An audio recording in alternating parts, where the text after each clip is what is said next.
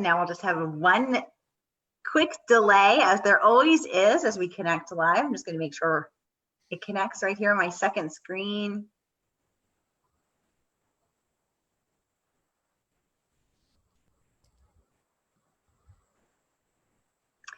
And we are live. Welcome, mighty mystery fans. I'm your on-air host, Sarah DeVello, and I am thrilled to be here today with this all-star celebrity cast of authors.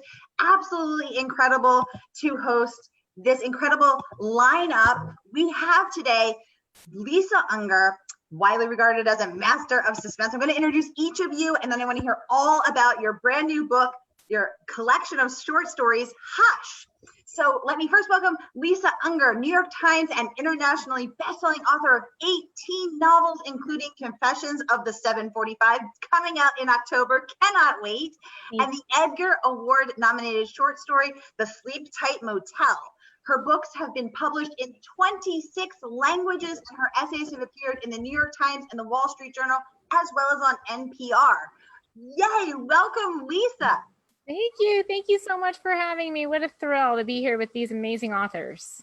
Yay. Next, we have Ruth Ware, the author of #1 New York Times bestseller, The Woman in Cabin 10, and most recently, the New York Times bestsellers, The Turn of the Key, The Death of Mrs. Westaway, and The Lying Game.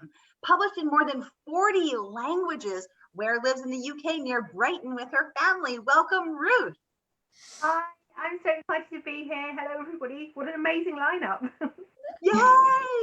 We have Oyinkan Braithwaite, the author of My Sister, the Serial Killer, which won the Anthony Award for Best First Novel and the LA Times Book Prize. Oh my God, amazing. It was also shortlisted for the 2019 Women's Prize and longlisted for the 2019 Booker Prize.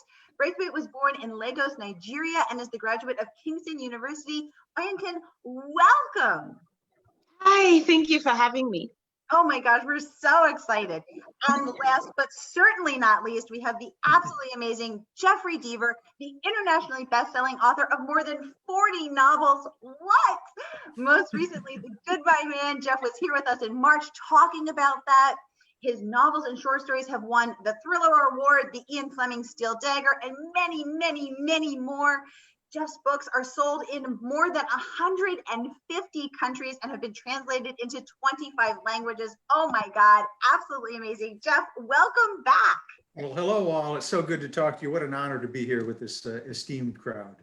We are so happy to have you. I want to welcome all of our audience here on Facebook. Everybody, tell us where you're listening from, where you're logging on from. We have such an incredible international lineup today. And then let's get right down to the questions. These incredibly successful, incredibly amazing, renowned authors are here to answer your questions. So let us know what they are and I'll get them right over. People are giving us tons of love and tons of hearts on Facebook. But you guys are here today to talk about Hush, which is a short story collaboration.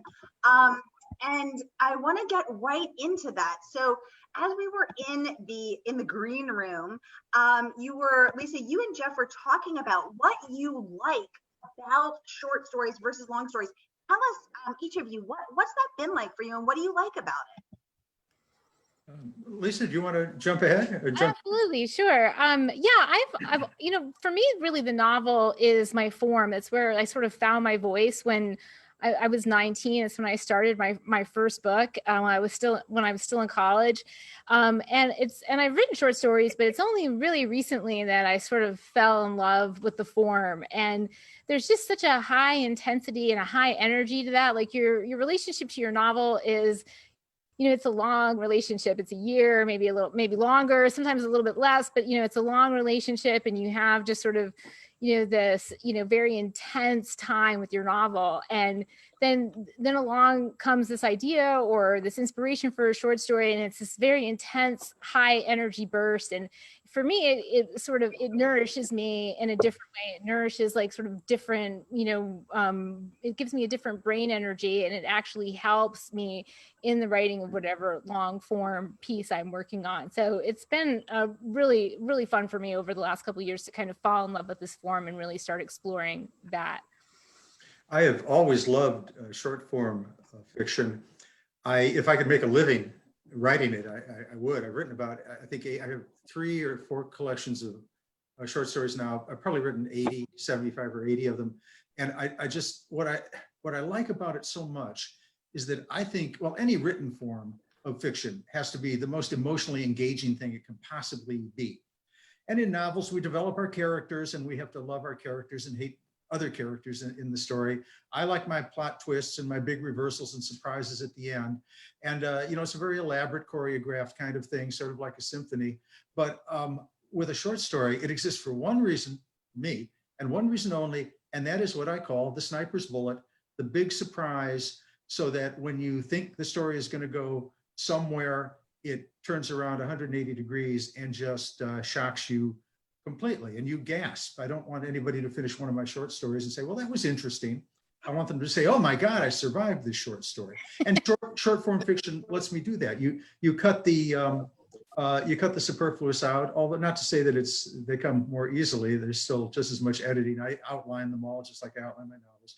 But we get the job done really fast and hard in a short story. Mm-hmm. What about you, Ruth and Oyen? Tell us what was it like for you to write this short story that each of you wrote for this collaboration? How was that different for you? Better for you? Tell us. You want to go first, Oyen? I don't mind. Okay, Ruth, thank you. I think generally, I agree with what Lisa and Jeff have said about the difference in commitment. For one, I kind of think about long novels as like a marriage. You're committing to it in a different way, and you know that you're going to have to be working on it for a long stretch of time. Whereas I think because for me, short stories are a bit more like a fling. Like Jeff said, it's not that it's necessarily easier, but because it's shorter, there's this freedom to experiment more that I don't feel with novels, because if I decide to try something new, I'm gonna have to do it for another 70,000 words, and that might be a bit much for the reader, but especially for me as the writer. So I find that I can be more creative with short stories, and I can think, okay, what if I try this, or what if I tell my story backwards, or what if I have 10 people telling the story. I can try things that I would be afraid to try if it was for a novel. I love that. What about you, Ruth? Well, very similar to Lisa, really. I'm not a natural short story writer. My imagination seems to come in 90,000 word chunks. And when I imagine being when I was a little girl, I desperately wanted to be a writer, and I didn't think it was something that would ever happen for me. But a novel was what I always imagined writing. That seemed to me to be the kind of the most sort of perfect sort of thing. And maybe for that reason, I find short stories really hard to write, and they've got this sort of mythical status in my head now of like a perfect short story is just a completely perfect thing, and I'm sort of slightly afraid of them. But I think doing something different as a writer is always good, and doing something that kind of stretches you and puts different limitations on what you're trying to do. And I imagine it's a bit like, if you're a marathon runner, you still probably need to do the occasional sprint because it uses different muscles and it kind of, develops different skills. And so that I think of myself as a natural marathon runner, but I like to, to keep my sprinting muscles in kind of limbered up. And, just as Jeffrey was saying, you've got to cram that twist in, you've got to create a plot, you've got to do so much in a really short space of time. And just forcing yourself to do that is such great practice. It really just makes you crack on and think about what's important in your story. Okay, I'm loving all of this. The marriage, the fling, we're experimenting, we're in it for the long term. I'm here for all of it. I absolutely love it. Ruth, similar to you, I did not ever think that being a writer was something for someone like me. And Jeffrey, I know you were a lawyer before you were a writer. What about the rest of you? Did you always think that you would be a writer? If not, what did you think you would be? Who wants to start? Jeffrey, you start. Sure. I did. Well, I knew I wanted to be a writer when I was 10 or 11 years old, and a writer of popular commercial fiction, which is what I enjoyed reading. James Bond, John le Carré, of course, the classics, Dashiell Hammett. I mean, I read literary fiction too, but I know I was not cut out to be a Saul Bellow or a Hemingway, so I didn't even try to go down that road. But I love storytelling, basic storytelling, characters in conflict, which conflict is ultimately resolved. But I also knew that I liked luxuries in life, like food and beverages and homes, and that there are really no prodigy writers. I mean, there are no, Jackson Pollock was painting at 4, presumably. Mozart was composing at 4, but writers don't work that way. We need to live life. So I plotted out a series of careers. I was a journalist, I was a folk singer, I was an attorney, and all the while I was writing and trying my hand at different things. And it wasn't until I was in my mid-30s that I was able to publish my first novel. And probably 5 years later, I was able to quit and write fiction full-time. So everything in my life has been a lead up to basically get experience and also be able to go out to restaurants occasionally until I could become a writer. Exactly. And you're also quite the Renaissance man. You're also a consummate chef, cooking from Julia Child's book. So you really are the total Renaissance man with this cooking and creating and storytelling and songwriting. I mean, my God, what don't you do, Jeff Deaver? What don't you do? You're amazing. I don't clean up my house. And if I would spin the computer around, I could attest to that fact. But I'm kind of lazy in those regards. So. Oh, I love it. What about you, Oyin? Did you think you'd always be a writer? Did you think you'd be something else? Tell us. Yeah, I did. I did, and I have proof because when I was in year 6 in Southgate in London, we had they made everybody write what they wanted to be when they grew up, and they compiled all of it and they gave it to us. So I actually have proof that I wanted to be an author when I was about 10. I also wrote that I wanted to be an interior designer, and that I wanted to work in Toys R Us. But it's been a long kind good of thing. right. It's you know what? It broke my heart when Toys R Us kind of. I know, that's the word. Yeah, that was my childhood. But right. yeah. So I kind of this journey it's been a long. I think I've been pretty consistent with having that as my big desire, my big dream. I don't think I ever kind of veered away from it. I've been working towards it my entire life. Do you still have those early examples of what you'd written? Do you know what? I think I have some. Again, thanks to my primary school, but I also remember one of my very first stories that my parents read. Afterwards, they brought me downstairs and they sat me down and basically made sure I wasn't being bullied in school and I wasn't suicidal or anything like that. So I also have proof that I've been writing dark fiction since I was quite young. But they saw that I was okay. I've always had that sort of happy-go-lucky side, and then when I write, something else kind of happens. I don't know. What about you, Ruth? What did you do? I was very much like Oyin. I was writing from when I was really little, and I remember having a conversation with my mum when I was about 5 or 6, and we were doing the whole kind of what do you think you'd like to be when you grow up? And I said, well, I think I'd like to be a writer. And she said, which my mum was very down to earth, and this is very like classically in her character. She said, well, I think that's lovely, but I think you might find that quite a lot of other people would like to be a writer too. Maybe it would be a good idea to have a plan B in case being a writer doesn't work out. So I thought for a bit and I said, okay, well, if I can't be a writer, do you think that it's a job writing the description on the back of books? And my mum said, yeah, I guess that probably is a job. And I said, okay, well, if I can't be a writer, I'd like to write the descriptions on the backs of books. And really, I did eventually end up doing something sort of along those lines. I was a bookseller for a while and I worked in the books trade. And eventually I ended up as a publicist. And a publicist doesn't write the blurb on the backs of books, but you do spend an awful lot of time trying to condense what a book is about and trying to explain why it's brilliant and trying to convey who would like it or why. So I did end up doing something kind of along those lines, but unfortunately the side effect of doing the job was that it gave me a massive attack of stage fright. And so although I carried on writing all the way through my teens and my 20s, I didn't do anything with the books because I was working in the book trade with all of these incredible authors and seeing how high the bar was and how good books had to be. So I just carried on writing and kind of putting these books under my bed. And it wasn't until I had kids and I realized basically this is a hobby and you don't have time for hobbies anymore. I didn't even have time to go to the hairdresser at that point, let alone, do anything more exciting. And I thought, I have to find a way to make this pay because otherwise it's a luxury and I'm not going to be able to carry on doing it.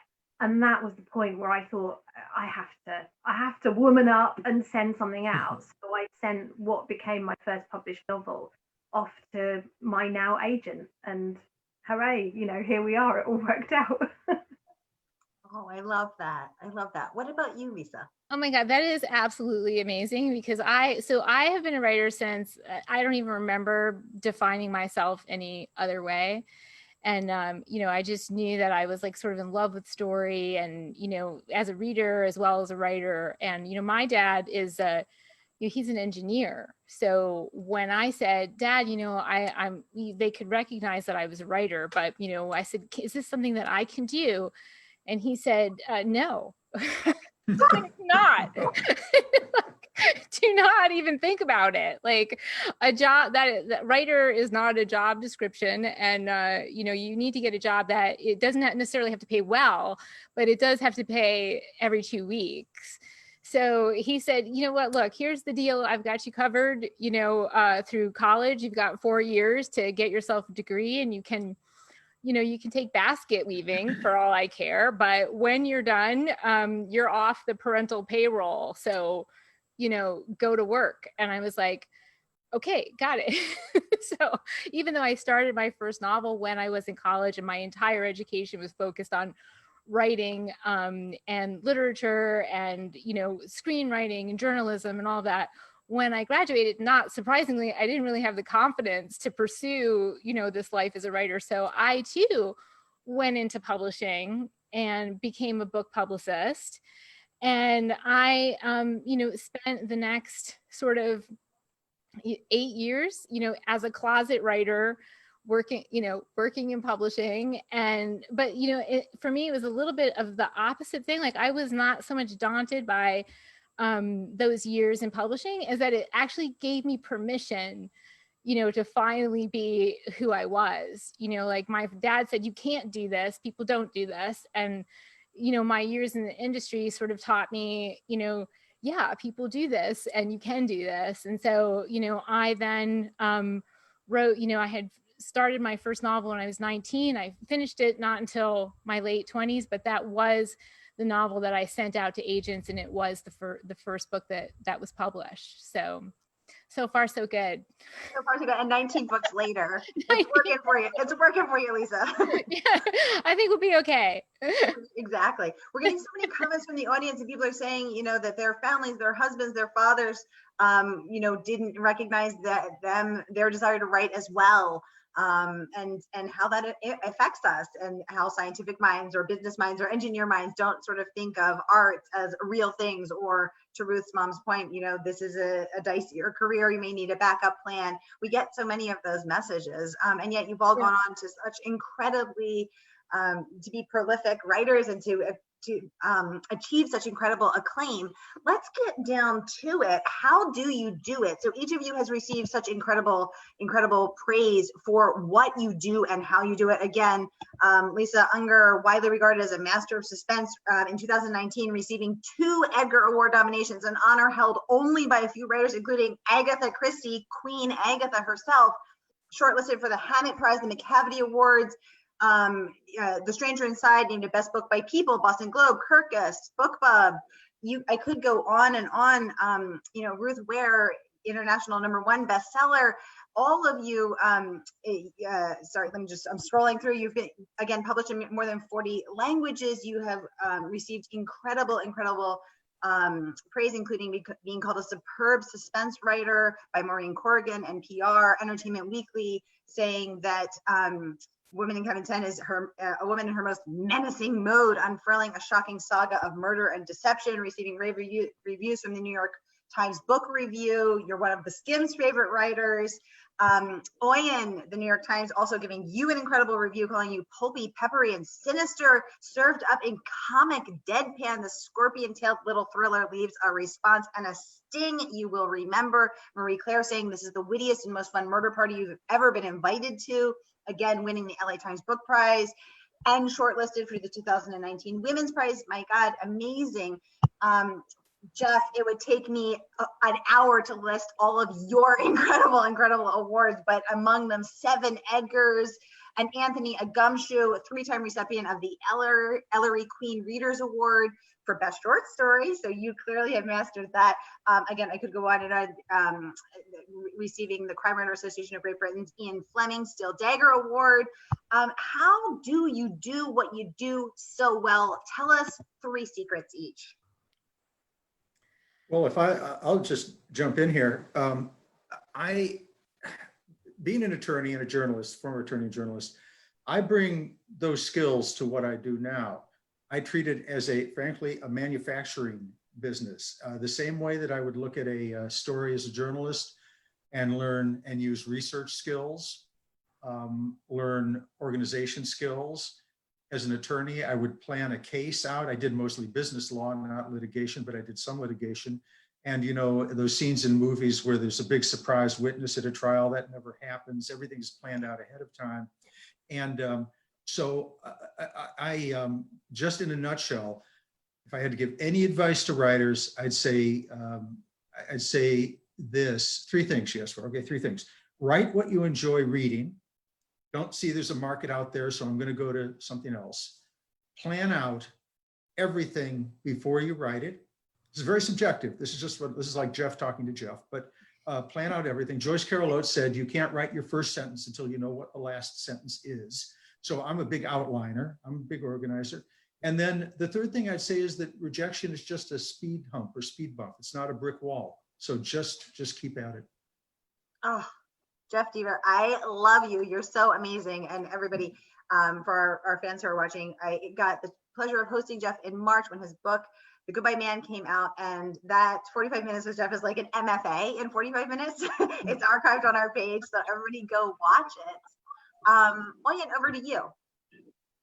Oh gosh, I feel weird like giving advice on a panel with people who have been at this, but I don't know. I mean, I'm still sort of learning, I think. Maybe one thing for me is I always kind of say write first, worry later, just because I find for myself it's my doubts and my own voice that prevents me from moving forward with a piece, you know. And I'm a starter. I will start, you know, I don't outline, so I will start, and then 10,000 words in, I'll be like, this is the worst thing ever, and I'll just stop. And I have several manuscripts like that on my laptop where I just started and stopped. So it's something that again, I tell myself, write first, then worry about it later. You can't fix what you've not put out there. Then my second thing would probably be expand your horizons, just because I like to experiment, and so I like to come across writers who are trying something new, or who are writing in a different style, something that would just help me again grow and develop. Gosh, what's a third piece of advice about doing what I do? Okay, well, I suppose surround yourself with people who, I mean, we've spoken about how writing can be a really lonely business, and suddenly becomes less lonely when you're doing well, but you still remember what it was like when it was just you encouraging yourself. So I would say surround yourself with people who you know, who will give you an honest opinion about your work, and you know, who will support you, and who won't be yes men. Okay, I think that's what I got. Oh, Oyin, I love that. I love the write first, worry later, because who among us does not have that voice in your head saying, this is terrible, you suck, stop writing. Thank you for that. What about you, Ruth? I was trying not to cough while everyone else was talking because I hadn't got myself on mute. So I love Oyen's write first, worry later. I have a sort of similar thing that I tell myself, which is I have to kind of persuade myself each time I write a book that I'm only writing for me. Because if I think about all the other people who are going to read it, it just gives me complete paralysis, which I guess is my way of sort of saying that to myself in my head. So the first draft is always just for me. And I don't worry about mistakes. I don't worry about cringy stuff. I don't worry about the sex scene that my mother-in-law is probably going to read, like, you know, I just don't think about any of that. And then when I come to revise it, that's when I kind of allow myself to remember that other people will be reading this. So the first draft is for me, and the second draft is for my editor, and the third draft is for everybody else. My next piece of advice, I don't feel like any of these are really secrets because I feel like they're kind of maybe a bit obvious, but the one thing, having read a lot professionally before I started kind of writing professionally, the one thing that I always promised myself was that I would give my readers a reason to turn the page. And I think that goes particularly for my genre, but it's really important in, you know, whether you're writing literary fiction or anything. There's so many novels out there that are beautifully written, brilliantly characterized, but there's nothing to make, you know, you can put it down and 3 weeks later you have no urge to pick it up. And I think it's really important to give your readers something that they want to find out, or something that's intriguing them, or just some clue that there's stuff coming further down the road that they're going to be interested in. And how you do that is your business. But I always try to kind of set up a question or something early on in the novel that will give people a reason to want to find out what happens. And my third kind of bit of advice is sort of similar to Jeff's. I don't outline, I don't plan, but I do always know who did it and why. And I think that is really important for a mystery writer, because you have to be able to give your readers a fair crack at guessing the solution of your mystery. And you can't give them those clues and those hints and those bits of foreshadowing unless you yourself know the solution. And they always say that Agatha Christie wrote without knowing who did it. And when she got to the end, she would decide who was the least likely person and go back and retcon it. And I personally do not buy that. I think that's probably just something she said in an interview to sound clever, because her books are so intricately plotted. There is no way she didn't know who done it. So I personally think that's, you know, that's rightly BS. But anyway, that's the thing. So I'll be quiet. I love that. And I don't know if you guys have seen that there's a new Netflix short series about Agatha Christie. So apparently she disappeared for 10 days and has never been explained why. And so Netflix took a crack at what she might have done during those 10 days. I know I devoured it. So I want to know where she was for those 10 days. Yeah, I have to. That's okay. That's going straight on my Netflix list now. Me too. Get it straight on your Netflix. Lisa, what about you? Tell us, 19 novels in, master of suspense. Teach us your ways, guru. Yeah, I don't, you know, like Ruth said, I don't think there aren't any real secrets, you know, like I sort of think about, you know, my dad and, you know, his advice, like, you know, writer's not a job description, get a real job, you know, and I kind of, you know, it's not the worst advice for a parent, to give a child, you know, because writing is a real job, and you have to have the same level of dedication to your craft and to the business of publishing as you would have to dedicate to any other profession or any other career. Like, there's some idea that, you know, we're all like sort of, you know, waiting for the muse to sort of, you know, fly in on glittery wings and like tell us what comes next. But it really is about, I think the first thing is about writing every single day. Like, I believe that, you know, when I wake up every morning, the thing that always motivates me, it's not reviews or bestseller lists or anything like that. It's just this feeling that I have, that I've always had, that I feel like today I can be a better writer than I was yesterday. And I believe that every single day. And so that's what I bring to the page. The other thing, you know, just to you know, Jeff and Ruth, they're both outliners, or Ruth's not an outliner, but she has an end. I do not. Everything begins and ends for me with character voice. So every novel will begin with like a germ, like something that obsesses me. It leads me to like sort of a lot of research. And then the best way I can explain it is that if it connects with something larger that's going on within me, then I start hearing a voice in my head. Most of the time I can, discern those voices in my head from the real people outside my head. most of the time, like 80% of the time. But I follow. Oh no, we lost her. Okay, that's okay. This happens during the pandemic, right? She'll be back. I'm sure she's outside enjoying the fresh air in beautiful rural Georgia, so she'll get back on as soon as she can. Well, I'm not actually that far away in North Carolina, and we're having terrible storms here. And yeah, so I was wondering if my system was going to go down. It flickered a little bit, but so far so good. I mean, we're several hundred miles apart, but it has been kind of tough in the East Coast here for weather. I was doing some interviews last week and a tornado swept through the versus the lights were flickering. I feel like that would just work well for you, Jeff. Ladies, I don't know if you know, Jeff writes in a dark room by touch typing, which is so mysterious and fabulous. I do. The only problem is if you, I don't necessarily, the room doesn't necessarily have to be dark. I kind of imagine I look at my outline, I say I have to write this scene, I close my eyes, I shut the lights out, and then I type. But of course, you have to be sure to get your fingers on those little buttons that write on your keyboard, because otherwise you're going to end up with something that looks like a cipher, a GCHQ or CIA cipher or something like that. But I flick on the lights halfway through and just kind of make sure it's all coming out right. Yeah. Well, one of the things that since Lisa, we hope she comes back, but one of the things that I was just struck by is that how different all of our approaches are, and yet what happens? We approach books that people like to read, and so there's no rote way of doing it. There's no one way of doing it, and that's one of the things I love, I think, about being in this strange business, that my style works and your styles work. That's so true. It always makes me a bit mad when I see these lists on Twitter of 10 things a real writer does.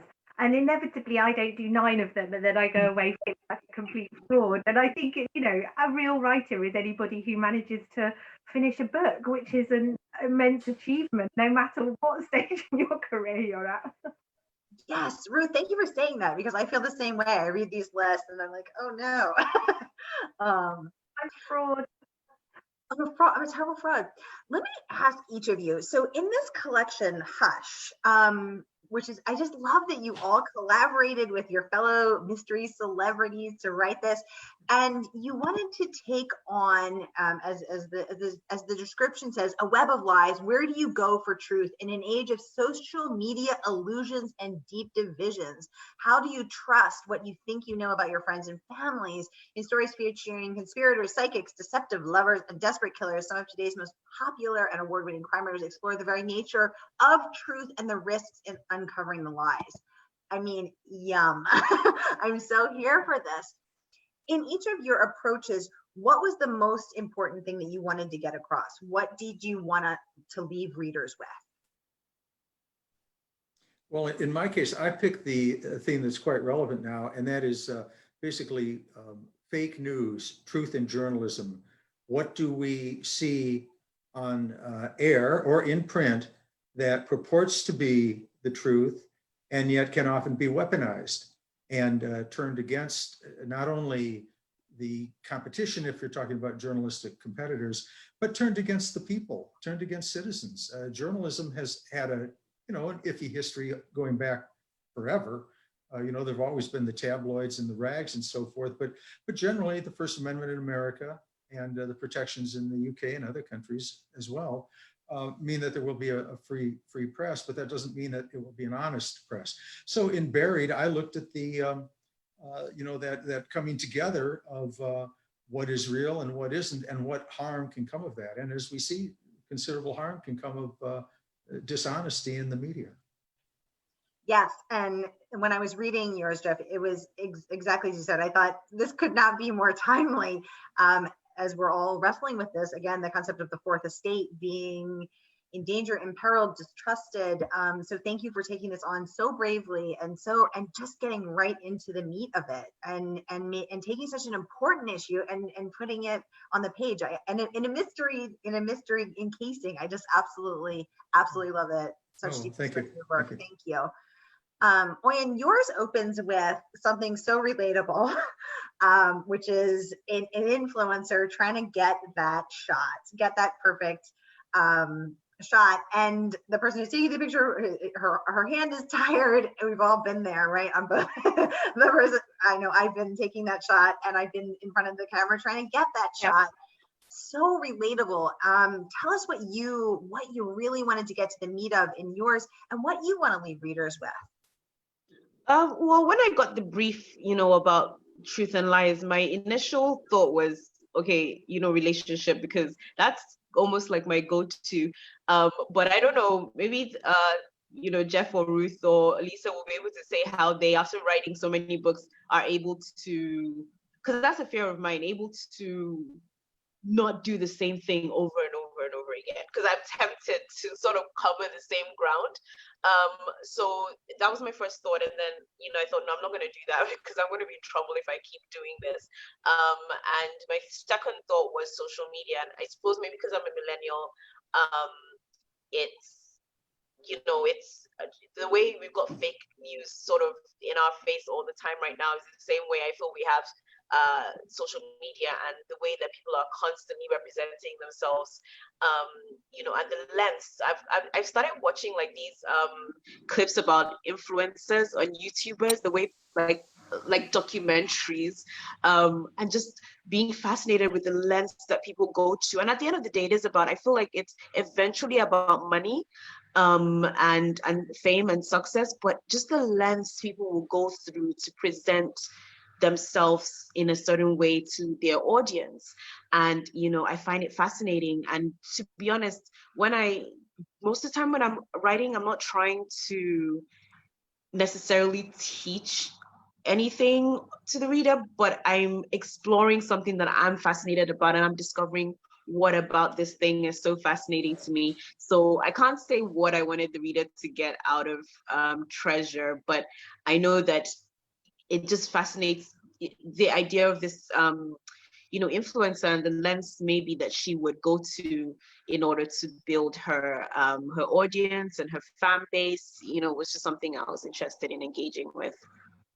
Oh, I absolutely loved it. And I think, again, we all have our social media selves, the perfect pictures we put out, the highlight reel that everyone sees, and then we have what was going on inside. And so that's its own deception and its own truth and lies. And thank you for addressing it, because that is so important, and nobody really talks about that either.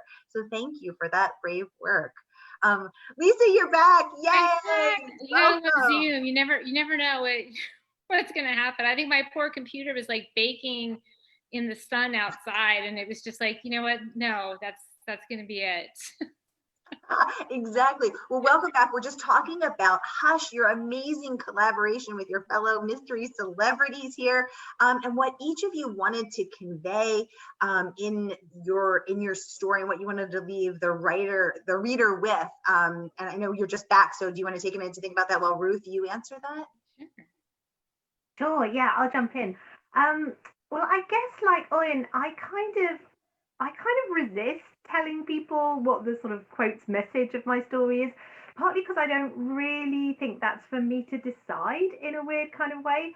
Like one of the things that I love about it, the fact that it is a real sort of two-way relationship between you and the reader, and what someone brings to a story in terms of their own experiences and their own preoccupations and their own fears becomes half of the narrative. So what someone finds in my story is their business, but definitely in terms of what I was sort of preoccupied by and trying to explore, I suppose I was really interested in what it must be like to grow up with someone who has a really fixed version of what they consider to be reality. And I just read Tara Westover's Educated, which is amazing. I highly recommend it if anybody hasn't. And she grows up in exactly that kind of family. It's a family that has a very, very fixed idea of what the truth is. and has absolutely no room for anybody who sort of has a different worldview. And so I kind of, it's definitely not sort of the same situation, but it kind of riffs off that, and what it must be like to be a child growing up in that very monochrome world, and then to suddenly see a sliver of the rest of the spectrum.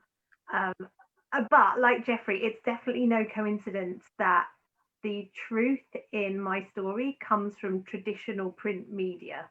This is the way that my character finds out that there is more to life than she is being told. So I guess that was my little tip of the hat to what I consider to be one of the bigger problems out there at the moment. I love that, and I agree. It is one of the bigger problems out there, and thank you for addressing it so bravely and so cleverly in your contribution to this amazing collaboration. Lisa, over to you. What did you really want your readers to get out of it? What do you want them to leave feeling? Yeah, I feel sort of the same way, as Ruth does, that, when I'm inside the story, when I'm inside character, I'm really just there within that headspace. I'm not really thinking about what is the message, what am I leaving people with, but I've been grappling in my fiction, for, probably throughout my entire body of work with the idea of perception and what alters our perception. It might be addiction, or it could be sleep deprivation, it might be, psychosis, whatever it is. I'm always very interested in how malleable, our worldview is, or just how easily influenced we are. And especially now, originally when I was approached about this collection, it was called The End of Truth. And that was very, that was a little bit like catnip for me as a writer. I was like, the end of truth? Yes, of course, there's no truth at all. So it was very easy for me to kind of get into that headspace. And, so it is a little bit about social media. It's also about mental illness, and a little bit also about fiction, and how all of these different layers, of Will's story and Anissa's story, it all really depends on who you ask, what is true and what is not true. Yeah. And so that's really the headspace that I was in, just like, and also, just sort of how do I, sort of approach this topic and this idea, and give people what they want at the end of the story, but still, sort of get what I want out of it, which is just like this idea that, there's my story and your story, and then maybe there's the truth. Oh, absolutely. And I love that you wrote about it as your main character was a writer. Well, fiction writers are the craziest, most unreliable people of all. So naturally, they make perfect protagonists. That's why I write nonfiction. Oh my gosh. Well, you are all amazing. I want to end with a quick lightning round. We, first of all, people are saying in the audience that they love the idea of the end of truth. Mm-hmm. Wow. So this is clearly really resonating. One of our top community members would like to know, Patricia would like to know, what do you wish you would have known before you began your journey as an author? Who wants to take that? Oh, I'll take it.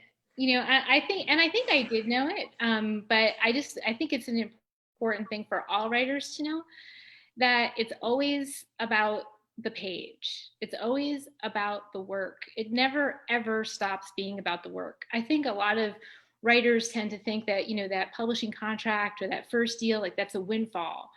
It's the end of something, but it's just an open door. And if you're lucky, you get to walk through that door into the writing life, and it never stops being about the work, whether you're just an aspiring trying to get published, whether you've had your first novel published, or whether you're working on your 19th novel.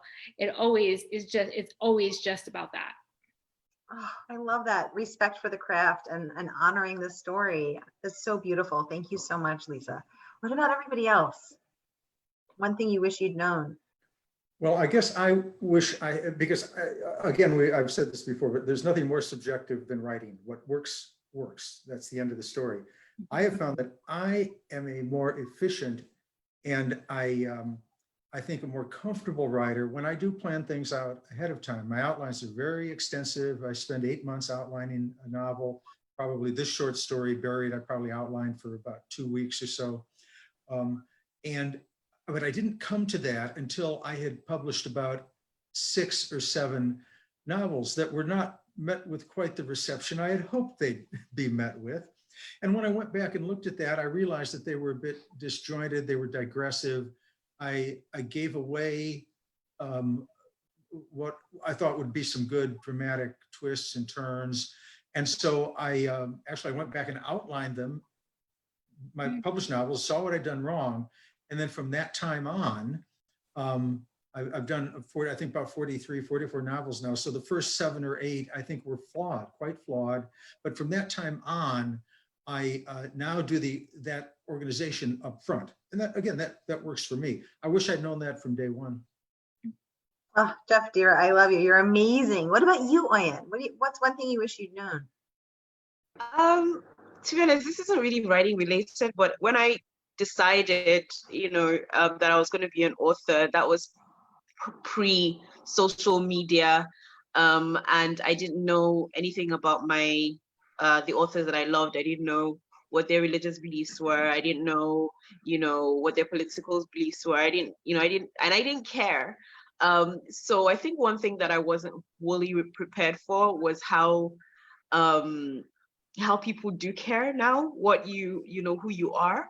And because writing is such a lone craft, I'm accustomed to being in my own space and not having to really deal with anyone other than myself. So it did come as a bit of a shock having to talk to so many people and meet so many people and, come across people who can't stand my work, as well as people who think it's the best thing since sliced bread. And it did take a little bit of adjusting, and I'm still trying to adjust to it. And sometimes I really just want to hide.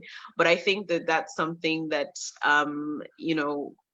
I don't think I really prepared myself for. That's something we're all wrestling with, and so well said. So well said. Thank you. Ruth, what about you? I feel we've had some very sort of deep and meaningful and excellent answers, which I can't really top. So I'm going to go in with a very shallow thing that I wish I'd known earlier, and hopefully it will help other writers out there. I'm an inveterate changer of names, partly because I don't outline a great deal. So I'm often sort of, figuring out who these people are. And I wish someone had told me that when you're changing a name and you do find and replace, you must always check match pace. Yes. Amen. Full word only. And if you do that, you won't get any of this nonsense of, calling someone T. Martin when you've written Trick, because you're naming Rick to Martin. But the only character name that doesn't work with is Will. Because Will is at the beginning of sentences as well as in the middle and the end, and it's a whole word. So my one piece of advice would be never call a character Will. I'll take Unless that. you're sure that that's his name. If you're absolutely ready to commit to it, you can. But Oh my gosh, well, you are getting lots of love and laughter over on Facebook. I want to end on that note because I want to respect each of your time. Jeff, Ruth, Lisa, Oyin, you are each so amazing, such incredibly respected, prolific, incredibly talented writers. Thank you so much for joining us here on Reading History. I will see you next time. Have a great day. Oh, and thank you for all your hard effort on our behalf. Bye-bye. Thank you so Sarah. much, everybody. Thank you, guys. So long, Amazing. all.